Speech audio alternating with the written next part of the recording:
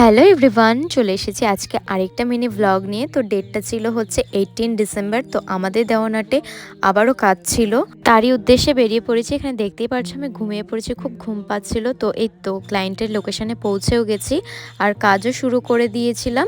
আজকের কোনো makeup tutorial share করতে পারবো না, কারণ আজকে আমাদের সময় দেওয়া ছিল হচ্ছে একটা। তো আমরা 12:30টার মধ্যে পৌঁছে গেছিলাম আর আমাদেরকে ছাড়তে হতো 6টার মধ্যে।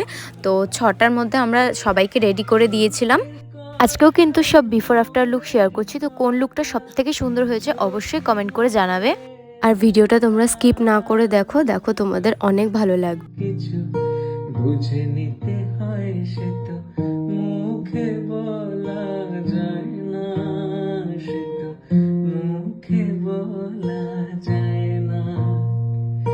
মন আছে যার মনের কথা সেই শুধু। তো আমাদের কাজ কমপ্লিট হয়ে গেছে, এখন আমরা বেরিয়ে যাব, কারণ আগের দিন আমাদের অনেকটাই লেট হয়েছিল, যার জন্য আমরা গাড়ি পাচ্ছিলাম না।